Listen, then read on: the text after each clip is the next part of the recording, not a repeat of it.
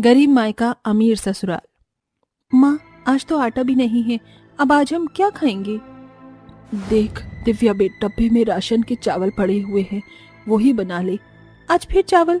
अब क्या कर सकते हैं बेटी, कम से कम ये चावल भूखे रहने से तो बेहतर ही है। ठीक है माँ, मैं चावल ही बना लेती हूँ। आज फिर से नमक के चावल ही खाने पड़ेंगे। मेरी बच्ची, एक दिन भगवान हमारे दिन भी जरूर पलटेगा, बस तू इन दिनों में भी उनकी शुक्रगुजार हो जा। माँ, मैं तो हर हाल में भगवान जी का शुक्रिया अदा करती हूँ, फिर चाहे मैं किसी भी हाल में क्यों न रहूं। लेकिन ना जाने ये दिन कब बदलेंगे। बचपन से एक जैसी ही गरीबी देख देख कर मैं तो अब तंग आ चुकी हूँ। दिव्या ऐसे बोल ही रही थी कि तभी उसका बाप और भाई काम पर से आ गए। अरे गंगा, ला जल्दी से खाना लगा दे, बड़ी भूख लगी है। जी अभी तो कुछ भी नहीं बना है, आटा खत्म हो गया था तो मैं दिव्या को चावल बनाने के लिए ही बोल रही थी। माँ, आपको अगर चावल ही बनवाने थे तो जरा जल्दी बनवा लेती। आप तो जानती हो सारा दिन मेहनत करने के बाद बहुत जोरों से भूख लग जाती है। भैया बस अभी 2 मिनट में ये चावल बन जाएंगे, आप इतने हाथ मुंह धो लीजिए। दिव्या ने जल्दी से चावलों को बनाकर तैयार कर दिया और फिर पूरे परिवार ने उबले हुए चावल नमक के साथ खाए। हम कितनी ही मेहनत क्यों न कर लें, लेकिन सारे पैसे इस घर के किराए में ही खर्च हो जाते हैं। मेरे सामने अमीर लोग लजीज लजीज पकवान बनवाते हैं और हमारी किस्मत देखो, ये सूखे से चावल भी मुश्किल से मिल पाते हैं।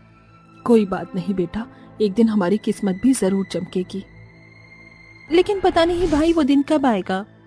दिव्या और अनुज दोनों ही गरीबी के दिन देखते देखते अब परेशान हो चुके थे। उनके घर की हालत सालों से बस एक ही जैसी चली आ रही थी। दिव्या, आज तो पड़ोस वाली शांति आंटी ने अपने घर में एक बड़ी सी दावत रखी है, तू दावत में आएगी? क्या हमारी भी दावत है? वो बहुत अमीर हैं, उन्होंने पूरे गांव को न्योता दिया है, तो जाहिर सी बात है कि तुम्हारी भी दावत होगी। जानती है दिव्या, वहाँ बहुत अमीर अमीर लोग आएंगे, हम भी अपनी सबसे अच्छे कपड़े पहनकर वहाँ जाएंगे। क्या वहाँ जाने के लिए अच्छे कपड़ों की जरूरत है? बिल्कुल है। अरे अगर अच्छे कपड़े नहीं पहनेंगे तो लोग हमें कोई भिखारी समझेंगे, इसलिए भैया मैं तो वहाँ बहुत ही अच्छे से तैयार होकर जाऊंगी। तो कितने बजे चलेगी? रहने दो दोस्तों, मैं वहाँ नहीं जाऊंगी। क्यों? वो दिव्या के पास अच्छे कपड़े नहीं होंगे ना, इसलिए वो शायद मना कर रही है। सही कहा, अगर मैं ऐसी हालत में गई तो हो सकता है वहाँ पर सभी मेरा मजाक बनाए। अरे क्या फर्क पड़ता है दिव्या, तू भी हमारे साथ चलना। अगर तेरे पास अच्छे कपड़े नहीं हैं तो क्या हुआ, तो मेरे कपड़े पहन लेना, ये अच्छा रहेगा। वैसे भी तो हमारी सहेली है, तेरे बिना जाकर तो हमें भी कुछ खास मजा नहीं आएगा। क्या सच? ठीक है, मैं माँ को बोलकर अभी तैयार हो जाती हूँ। दिव्या ने अपने गांव में होने वाली दावत के बारे में अपने परिवार को भी बताया। सभी ने उसे वहां जाने की इजाजत दे दी और दिव्या अपनी सहेली के कपड़े पहनकर तैयार हो गई। उसने बहुत ही खूबसूरत साड़ी पहनी थी जिसमें दिव्या का रंग रूप बहुत ही ज्यादा खिल रहा था।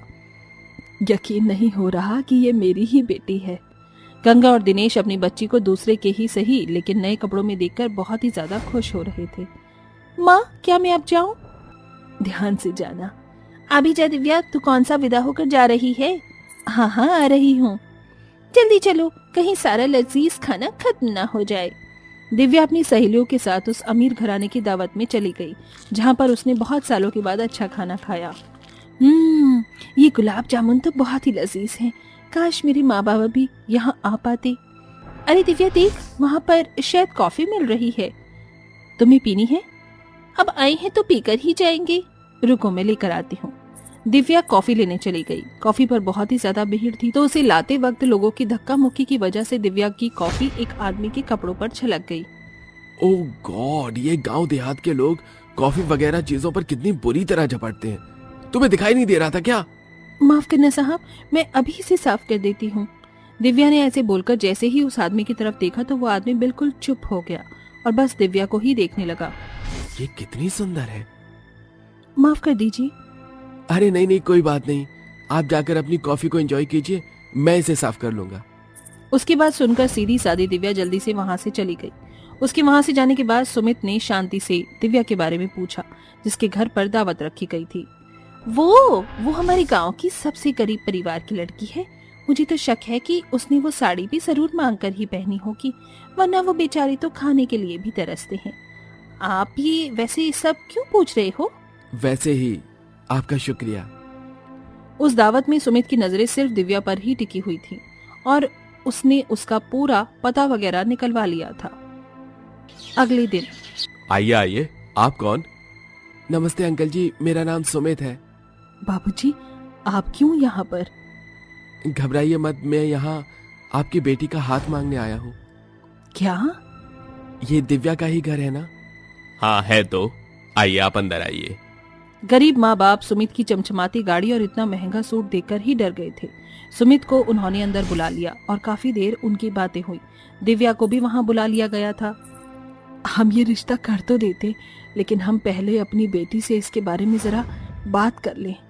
गंगा और दिनेश दिव्या को अंदर ले जाकर बात करने लगते हैं।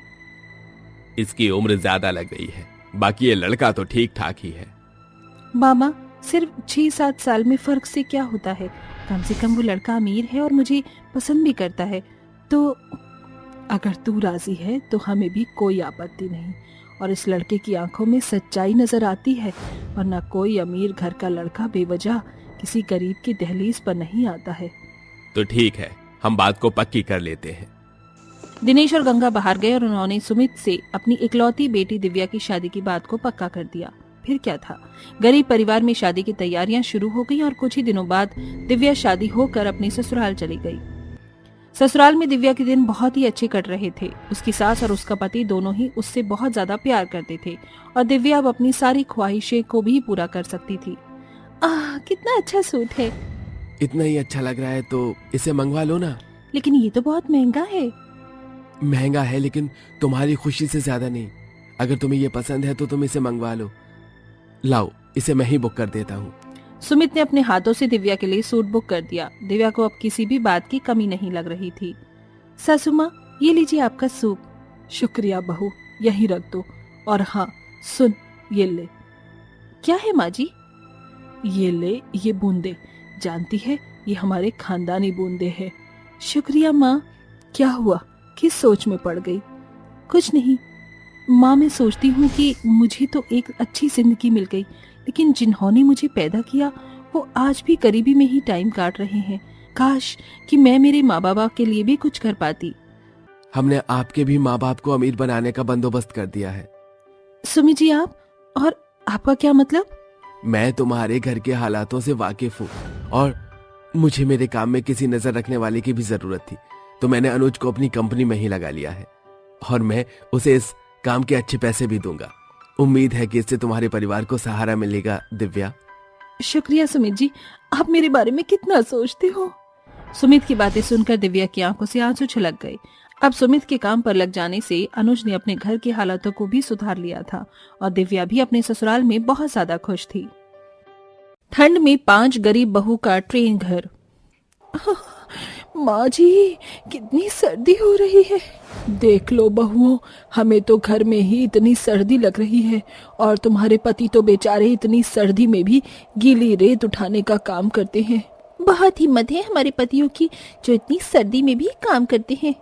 घर में सभी ऐसे बातें कर ही रहे थे कि तभी कोमल के 5 ही बेटे मुंह लटकाकर घर में आए।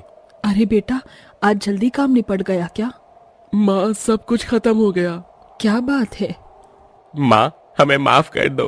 दरअसल हमने 5 महीनों से इस घर का किराया नहीं चुकाया है, क्योंकि काम के सारे पैसे तो रोज की रोटी सब्जी में ही खत्म हो जाते हैं। और इसी वजह से माँ, आज इस मकान का मालिक खुद हमारे पास आया था। उसने हमसे बोला कि उसका किराया दे, नहीं तो वो हमें घर से निकाल देगा। क्या तुमने उससे कुछ दिनों की मोहलत नहीं मांगी? माँ, हमने अपने पैर से लेकर उसके आगे सिर तक पटक दिया, लेकिन कोई फायदा नहीं हुआ। आज का हमारा सारा मेहनताना भी वही बेदर्दी लेकर चला गया। तभी कोमल के बेटे उसे अपना दुखड़ा सुना ही रहे थे कि तभी दरवाजे पर दस्तक हुई। मैं देखती हूँ। अब तक खाली नहीं किया क्या मकान? क्या धक्के मार कर ही बाहर करूं? अरे अरे साहब, हम गरीबों पर अपनी दया करो, हम सभी कहाँ जाएंगे? मुझे क्या पता, कोई ठिकाना नहीं है तो किसी झील में जाकर डूब मरो। मेरी माँ से ऐसी बात करने की तेरी हिम्मत कैसे हुई? अच्छा बेटा, इस शैतान के तो मुंह मत लग। चल, हमारा इस घर में बस इतना ही वक्त लिखा हुआ था। आजा मेरे बच्चे, ये रास्ता जहाँ ले जाए हम वहाँ चलेंगे। 5 बहू बेटे और सास उस घर को छोड़कर निकल आए। सड़क पर रात में ठंड की वजह से कोहरा छाया हुआ था और अंधेरी रात में सर्द हवाएं उन बेघरों के शरीर में मानो पार हो रही हो। माँ जी, आपको कहीं ठंडा लग जाए इसलिए आप मेरा ये शॉल ले लीजिए। शुक्रिया बहू। पूरा परिवार बस अंधेरे में चलता चला जा रहा था और चलते चलते ही वो सभी एक खाली सी जगह पर पहुंच गए। यहाँ हमें देखने वाला कोई नहीं है। बेटा यहीं पेड़ों से कमर लगाकर कुछ देर को झपकी मार लो। सुबह को ना जाने भगवान कैसा दिन दिखाएगा। सभी वहां पेड़ों से सटकर लेट गए, लेकिन ठंड की वजह से पेड़ों की पत्तियों पर से ओस की बूंदें गिर रही थी, जिसकी वजह से उन सभी की आंख लगना मुश्किल हो गया था। सासू माँ, मैं अगर यहाँ पर और रही तो सुबह तक मेरी शायद अर्थी ही उठेगी। हाँ बहू, इन ओस की बूंदों की वजह से सोना मुश्किल हो गया है। माँ, आप सभी यहाँ से चलिए। वैसे भी पास में ही जंगल है और ऐसे सन्नाटों में जंगल के आसपास रहना किसी खतरे से खाली नहीं है। सही कहा।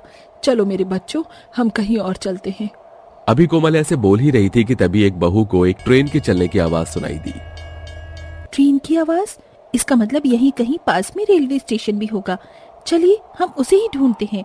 सही कहती है बहू, बिल्कुल फुटपाथ पर रहने से अच्छा होगा कि हम स्टेशन पर रह ले। अंधेरी रात में वो सभी रेलवे स्टेशन ढूंढने लगी और कुछ ही देर बाद उन सभी को वो स्टेशन मिल भी गया। ये स्टेशन तो वीरान पड़ा हुआ है, लेकिन कम से कम ये कुछ ना कुछ से तो अच्छा ही है ना। माँ जी देखिए मुझे क्या मिला। क्या मिला बहू? अरे वाह, ये खाली पड़ा हुआ ट्रेन का इंजन और कुछ डब्बे हैं। चलो माँ, इसी के अंदर अपनी रात को गुजारते हैं। सही है बहू, मैं बाकी बच्चों को भी यहीं बुला लेती हूँ। कोमल ने अपने सारे बहू बेटों को वहीं बुला लिया और फिर वो सभी उसी ट्रेन के डिब्बे के अंदर की सीटों पर जाकर लेट गए। जो जो शॉल और चुन्नियां उन्होंने ओढ़ी हुई थीं, उसी से अपने शरीर को ठंड से बचाते हुए वो सभी सो गए। अगली सुबह ठंडी ठंडी हवा लगने की वजह से उन सभी की आंख जल्दी खुल गई। माँ, मैं सोच रही हूँ कि क्यों ना हम सभी किसी काम की तलाश कर लें। ऐसी हालत में अगर हम सभी मेहनत नहीं करेंगे तो कुछ नहीं हो पाएगा। सिर्फ तुम ही क्यों, मैं भी तो अभी जवान ही हूँ, मैं भी कोई काम करूंगी। ये आप क्या बोल रही हो माँ? 5-5 बहुएं और बेटे होते हुए आपको काम वाम करने की कोई जरूरत नहीं है। बेटा, ये समय एक दूसरे के ऊपर निर्भर रहने का नहीं है। तुम क्या सोचते हो मेरे अंदर जान नहीं है? वो बात नहीं है माँ। मैं तुम्हारी माँ हूँ। तुम सभी मुझे मत सिखाओ। तुम पांचों अपने काम पर जाओ और मैं और बहुएं कोई दूसरा काम ढूंढ लेंगे। चलो बहुओं। कोमल अपनी बहुओं के साथ शहर की तरफ काम ढूंढने निकल गई। पांचों बेटे ठंड में अपने पुराने रेत उठाने वाले काम पर ही चले गए थे। यहाँ शहर में अच्छा होगा अगर हम किसी एक जगह पर ही काम कर लेंगे। मैं भी यही चाहती हूँ कि हमें किसी एक जगह पर ही नौकरी मिल जाए। अभी सास बहू ऐसे बोल ही रही थी कि तभी पास में से एक धोबी उनके पास आया और बोला, है तुम सभी को जैसी नौकरी की तलाश है, मैं तुम्हें वो नौकरी दे सकता हूँ। मेरे साथी जो मेरे साथ काम किया करते थे वो सभी अब काम पर नहीं आएंगे और इतने सारे कपड़े मैं खुद भी नहीं धो पाऊंगा, तो तुम सभी मेरे साथ ये काम कर सकते हो। कोमल और उसकी बहुओं ने कुछ देर को सोचा। माँ जी, कर लेते हैं। ये काम खुद हम तक आया है और पता नहीं हमें ऐसा काम मिल भी पाएगा जहाँ हम सभी साथ होंगे। इसलिए मैं सोचती हूँ कि हमें ये काम कर लेना चाहिए। सभी अपनी लाचारी की वजह से पांचों बहुएं और सास ठंड में उसी नौकरी पर लग गई। वो धोबी उन सभी को एक झील किनारे ले गया। अरे चलो, अब तुम सभी यहाँ पड़े हुए कपड़ों को धो दो, उसके बाद और है, उन्हें भी धोना है आज ही। अरे ये ठंडी हवाएं और ऊपर से ठंडा पानी। माँ, आप ऐसा कीजिए, आप कुछ देर यहाँ बैठ जाइए। अगर किसी ने भी काम से हाथ रोका तो मैं उसे पैसे नहीं दूंगा। पैसों की जरूरत में पांचों बहुएं और सास सर्दी में अपनी परवाह न करते हुए कपड़ों को धोने लगी। शाम तक कोमल ने भी बहुओं के बराबर काम किया और शाम को वो सभी अपनी मेहनत की कमाई लेकर अपनी ट्रेन के डिब्बे वाले घर लौट गई। वहीं दूसरी तरफ पांचों बेटे भी आ गए। माँ, आप सभी को कोई काम मिला? हम सभी ने आज 100 रुपए का काम किया। अरे वाह! देख, पांचों बहुएं खाना बना रही हैं और थोड़े से पैसों से हम कुछ गरम चादर खरीद लाए। अरे वाह, आपने तो घर से निकलते ही सिक्सर मार दिया। लाओ भाई, अब खाना दो। लीजिए, सभी खाइए, गर्मा गर्म दाल चावल। वैसे अगर परिवार का साथ हो, मुश्किल दिनों में भी हिम्मत बनी रहती है। यही तो अपनों की ताकत है।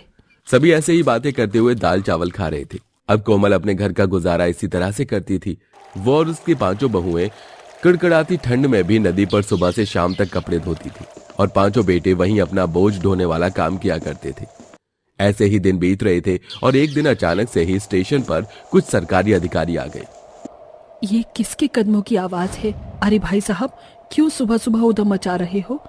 मैडम, क्या गधे घोड़े बेचकर सोई हुई थी, कब से डंडा पीट रहा हूं। क्या चाहिए आपको हमसे? जल्दी से इस जगह को खाली कर दीजिए। उनकी आवाजें सुनकर पांचों बहुएं और बेटे भी जाग गए। क्या बात है? ये तुम्हारे बाप की ट्रेन है, चलो इसे खाली करो। ऐसे कैसे? एक मिनट, आप सभी मुझे बात करने दीजिए। अधिकारी जी, हम जानते हैं ऐसे बिना इजाजत यहाँ रहना सही नहीं है, लेकिन हमारा यही सहारा है। पूजा ने अपनी पूरी कहानी उन सभी को सुना दी। अगर अब आप इंसान हो तो एक इंसानियत वाला फैसला बताओ। हम आपकी परेशानी को समझते हैं। ऐसे जो बेघर लोग हैं उन्हें सरकार फ्री में घर दिलाने की योजना निकाल चुकी है।